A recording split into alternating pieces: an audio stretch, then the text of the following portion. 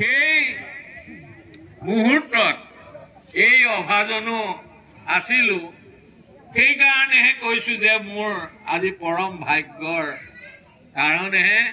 মই এই কাৰ্যসূচীত অংশগ্ৰহণ কৰিবলৈ পাইছোঁ আমাৰ ৰাজহুৱাভাৱে সদায় আমাৰ এইটো অভিযোগ থাকিবই গতিকে আমি আশা কৰিম যে আমি সুদূৰ ভৱিষ্যতে এখন ভাল ধৰণে ষ্টেডিয়াম সহ ইয়াত খেলপথাৰ আমি ভাল ধৰণলৈ নিৰ্মাণ কৰিম আজি এই ৰাইজৰ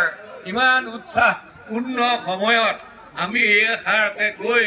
সকলোলৈকে ধন্যবাদ ৰাখি আমি আমাৰ এই খেলপথাৰ আমি উন্মোচন কৰিবলৈ লৈছোঁ আৰু এগছি বন্তিৰে আমাৰ এই ৰাইজৰ আশাক আমাৰ সুদীৰ্ঘ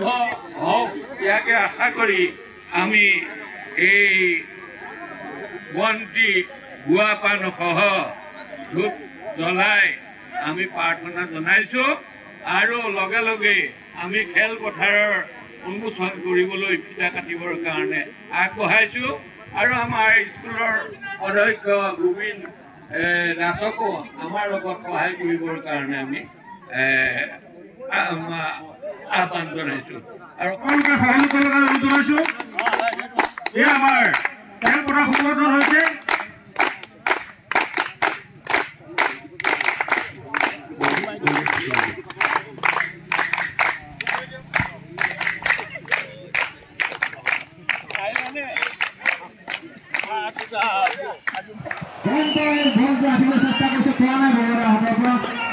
কিন্তু এবাৰ বলটো লৈ সক্ষম হৈছে বলটো আগলৈ মাৰি পঠাইছে সজীৱ হাজৰিকাই পুনৰ বল লাটমণি হাতত স্পাইকাৰ লাটমণি আকৌ বস্তু বল একেবাৰে সক্ষম হ'ল কুম্বাই কিটিং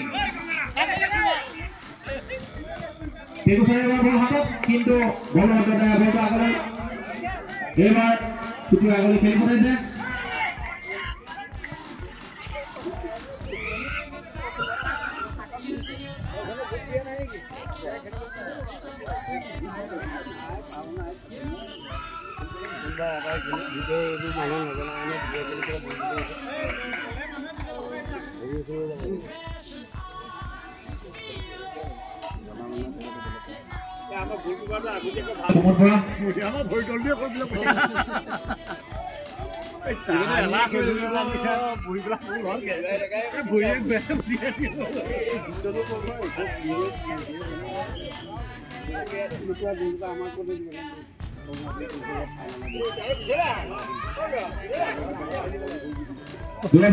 আগুৱাই আহিছে কিন্তু ছবিতা পৰা নাই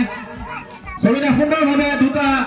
টাইগাৰৰ পৰা বলটো আমি আগলৈ লৈ যোৱা দেখা পালো এবাৰ বল মিলনৰ হাতত বলটো সুন্দৰভাৱে আগলৈ নি আছে টাইগাৰ মিলনে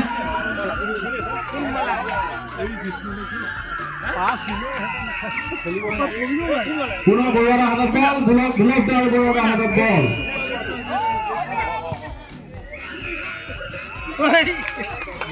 এখন সুন্দৰ খেল প্ৰদৰ্শন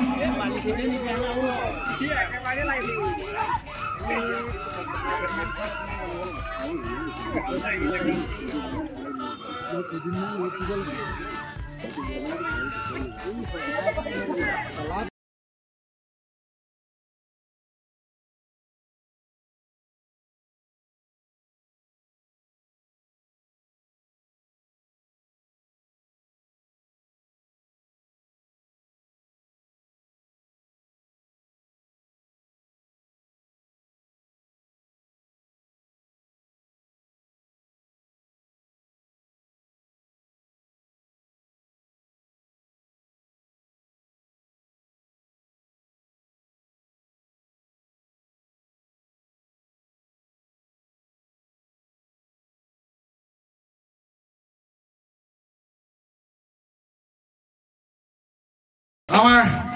কাৰ্যালয়লৈ আহিবলৈ আমি অনুৰোধ জনাইছোঁ খুব সুন্দৰ প্ৰদৰ্শন কৰিলে অনাগত দিনত আপোনালোকৰ এনেদৰে সহায় সহযোগিতা উৎসাহ পাম বুলি আশা কৰিম আজি খেলখন বুঢ়াবুঢ়ী অঞ্চলৰ এইটো ঐতিহাসিক দিন আমি আজি বহু বছৰৰ পৰা 74ৰ পৰা এই ফিল্ডখনৰ কাৰণে আমি যথেষ্ট চিন্তা চৰ্চা কৰি আছিলোঁ আজি সেই সপোন আমাৰ দিশত পৰিণত হৈছে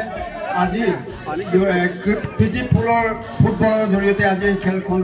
ফিল্ডখন আমি উদ্বোধন কৰিবলৈ সক্ষম হৈছোঁ। সেয়া আমি অসম চৰকাৰক ধন্যবাদ জনাইছোঁ। এই ফিল্ডখন যিহেতু একেবাৰে পিছপৰা অঞ্চলত অৱস্থিত, আমাৰ ডক্টৰ অমিয় ভূঞাদেৱে এই ফিল্ডখনৰ কাৰণে যথেষ্ট চিন্তা কৰি আমাক সুবিধা কৰি দিছে। আজি খেলখনৰ বিষয়ে অকণমান ক'ব।